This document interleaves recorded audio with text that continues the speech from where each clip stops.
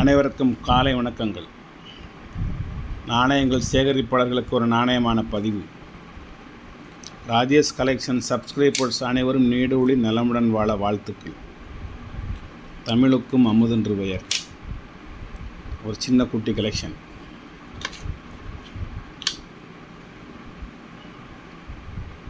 இது ஒரு Kamarajar coin. Mumbai mint. இது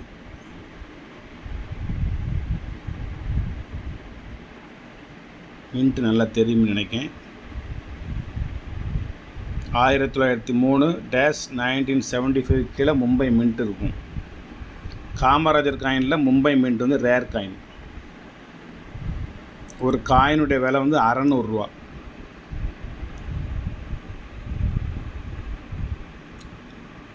வேண்டும் என்பவர்கள் வாங்கி உங்களுடைய சேகரிப்பில் வைத்துக் கொள்ளலாம். இது ஃபஸ்ட்டு வார். இது என்ன படம் போட்டுக்குன்னு எல்லாத்துக்கும் குழப்பமாக இருக்கும். மேலே ஒரு குதிரை வீரன் படம், கையில் வாளோடு.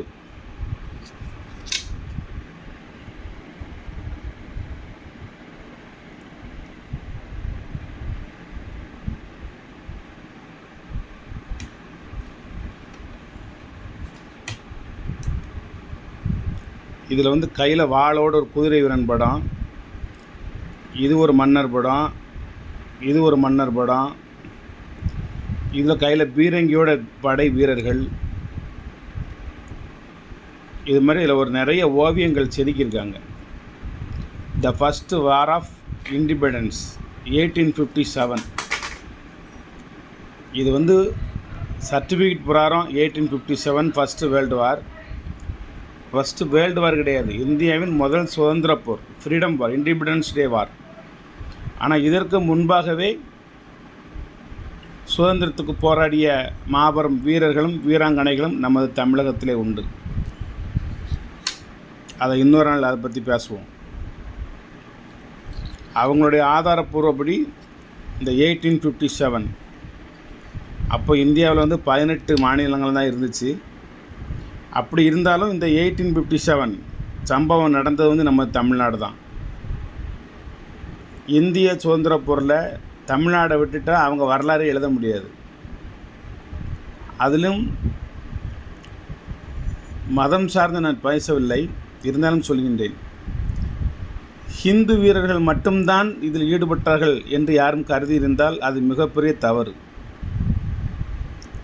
இஸ்லாமிய வீரர்கள் சாதி மதம் இனம் பார்க்காமல் சுதந்திரத்திற்காக வேண்டி போராடி உயிர் நீத்தவர்களின் வரலாறு நிறைய இருக்கின்றன என்பதையும் மனதில் கொள்ள வேண்டும். அந்த வரலாறையும் வெளிக்கொண்டு வர வேண்டும். நிறைய வெளிக்கொண்டு வந்திருக்காங்க, நிறைய படிச்சுக்கிட்டு இருக்கோம். இருந்தாலும் தமிழகத்தில் உள்ள அவர்களுடைய வரலாறையும் புரட்டி எடுக்க வேண்டும், பக்கங்களை புரட்டி எடுக்க வேண்டும். இது வந்து வேலூர் கோட்டை புரட்சி, அதான் இந்த 1857. அதுக்கு முந்தைய வீரமங்கை வேலுநாச்சியாரின் புரட்சி இருக்குது, சின்ன மருது பெரிய மருதனுடைய புரட்சி இருக்குது, பூலித்தேவனுடைய புரட்சி இருக்குது, கட்டபொம்மனுடைய புரட்சி இருக்குது. ஒவ்வொரு மன்னர்களின் சுதந்திர போராட்ட வீரர்களின் வரலாறிலும் இன்பங்களும் இருக்கின்றன, துன்பங்களும் இருக்கின்றன, மரியாதை மிக்க செயலும் இருக்கின்றன, மரியாதை குறைவான செயல்களும் இருக்கின்றன. எல்லா இதுலேயுமே சில இடத்துல தலை நிமிர்ந்து நின்று எதிரியின் தலையை வீழ்த்திய காட்சிகளும் உண்டு. சில இடங்களில் தலை குனிந்து நின்று எதிர்க்கு பணிந்து போன காட்சிகளும் உண்டு. அதுக்காண்டி எல்லாருமே பிறந்த உடனே அப்படி தலை நிமிர்ந்தே கடைசி வரைக்கும் வாழேந்தி நின்றுக்கிட்டு இருந்தாங்க அப்படின்லாம் சொல்லக்கூடாது. வரலாறுகளை யாரும் திரிக்காதீர்கள், மறைக்காதீர்கள், மறுக்காதீர்கள். பெருமைக்காக வேண்டி எதையேனும் சொல்லி திரித்து பதிவு செய்யாதீர்கள். அது சொல்லுவாங்க, திருக்குறள் குட்டி விடும்னு சொல்லுவாங்க. அது மாதிரி பைபிள் குட்டி விடும்பாங்க, மகாபாரதம் குட்டி விடும்பாங்க, ராமாயணம் குட்டி விடும்பாங்க. அதை படிக்கிறவங்க அறிவு ஜீவிகள், அதாவது பண்டிதமணிகள் அல்லது பாண்டித்துவம் பெற்றவர்கள். இவங்க வந்து இடையில சிறு சிறு கற்பனை கதாபாத்திரங்களையும் உள்ளே புகுத்தி கதையை விரிவுபடுத்தி கொண்டே போவார்கள். அது எல்லாம் புராணங்களிலே இருந்துவிட்டு போகட்டும். நமது வரலாற்று புருஷர்களின் வரலாறுகளில் வேண்டாம், சரித்திரங்களில் வேண்டாம். உண்மை சம்பவங்களை மட்டும் தெரிந்தால் பதிவு செய்யவும், தெரியவிடையெல்லாம் விட்டுவிடவும். ஒன்றும் ஏன் விட்டீங்கன்னா யாரும் கேட்க போகிறதில்ல. பொய்யான தகவல்களை மிகைப்படுத்தி யாரும் திணிக்க வேண்டாம். படிப்பவர்கள் யாரும் குறைந்த அறிவுள்ளவர்கள் கிடையாது. அவர் அப்படி செஞ்சார், இவர் இப்படி செஞ்சார், இவர் கோட்டையை தாண்டினார், இவர் மலையை தாண்டினார், இவர் மதிலை தாண்டினாருங்கிற கட்டுக்கதைகள் தான் நிறைய இருக்கின்றன. தவிர உண்மை என்ன அப்படிங்கிறத ஒரு சில புத்தக எழுத்தாளர்கள் சரியாக எழுதுகிறார்கள். அவர்களுக்கு என்னுடைய வாழ்த்துக்கள். மிகவும் சரியாக துல்லியமாக எழுதுகிறார்கள். மற்றவர்கள்லாம் அவர்களுடைய கற்பனை கதைகளை, கற்பனை குதிரைகளை தட்டி விடுகிறார்கள். அது வாட்டில் பறந்து போய்கிட்டே இருக்குது. இதனால் வருங்கால சந்ததிகள் நீங்கள் நினைக்கிற மாதிரி அவங்களாம் புத்தகம் படிக்க போகிறதில்லை. உங்களுடைய வரலாற்று கதைகளில் உள்ள குறைகளை உங்களிடம் சொல்ல போகிறதும் இல்லை. அவங்க எல்லாம் ஃபுல்லாக நேனோ டெக்னாலஜின்னு சொல்லக்கூடிய வாட்ஸ்அப்பு, யூடியூப்பு, இன்ஸ்டாகிராமு இந்த மாதிரி படிச்சுட்டு எல்லாம் கம்ப்யூட்டர்லேயே போயிட்டுருக்கவங்க. பழங்கால வரலாற்றுகளை படிக்க வேண்டுமென்றால், படித்து தெரிய வேண்டுமென்றால், சில விஷயங்களை கற்றுக்கொள்ள வேண்டுமென்றால் அதனுடைய அறிவுத்திறன் தற்போது குறைந்து கொண்டே வருகின்றது. இருந்தாலும் வலைத்தளங்களிலே உங்களுடைய பதிவுகளை பார்க்கின்ற பொழுது ஒரு சில இது பெருமிதம் அடையக்கூடிய வகையில் இருக்கின்றது.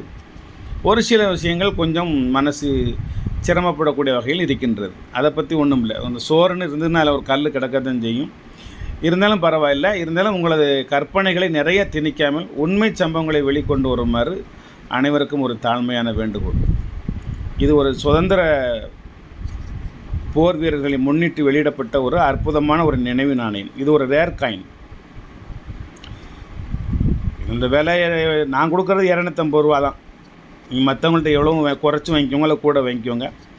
ஒரு நாணயம் இருக்குது, வேணுமா 250 ரூபா கொடுத்து வாங்கிக்கோங்க. 2004 ஹைதராபாத் மின்ட்டு நீங்கள் நினைக்கிற மாதிரி குட் கண்டிஷன்லாம் கிடையாது.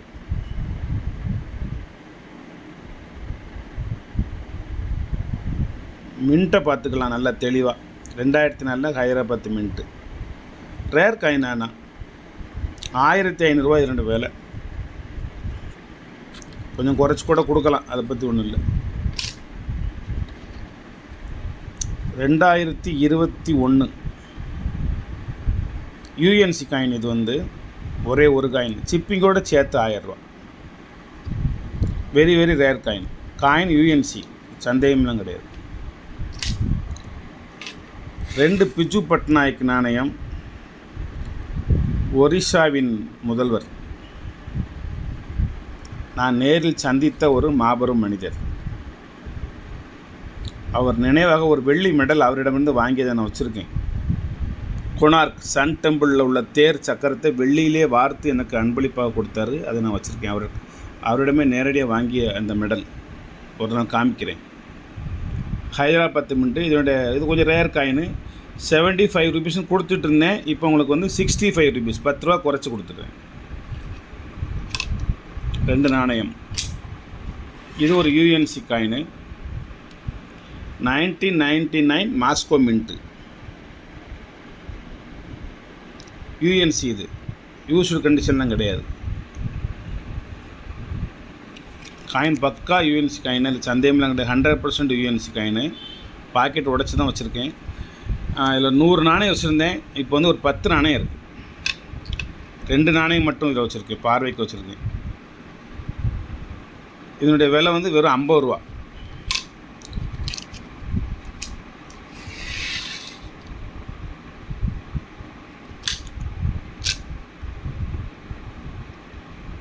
அவ்வளோதான் இன்றைக்கி பதிவு. இது சும்மா ஒரு சிம்பிளாக அவங்களோட ஒரு சில கருத்துக்களை பகிர்ந்து கொள்ள வேண்டும் என்ற ஆசையில் போட்டிருந்தேன்.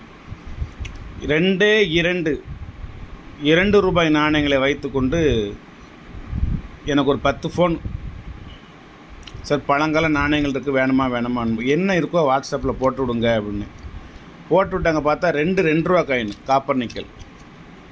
ஏன்ட்ட ஒரு 2000 காயின் இருக்குது. நான் வச்சுக்கிட்டு நானே என்ன செய்யணும்னு தெரியாமல் முழிச்சிட்ருக்கேன். இருக்கட்டும், ஒரு காலத்தில் என்றைக்கா இன்னொரு 10 வருஷம் கழித்து கொடுப்போம்னு சொல்லி வச்சுருக்கேன். நான் இது என்ன ரேட்டுக்கு போகும் அப்படின்னு நான் 6 ரூபாய்க்கு போகும்னே. அத்தனை லட்சம் தராங்க, இத்தனை லட்சம் தராங்கன்னு யார்ட்டையும் ஏமாந்தாதீங்க.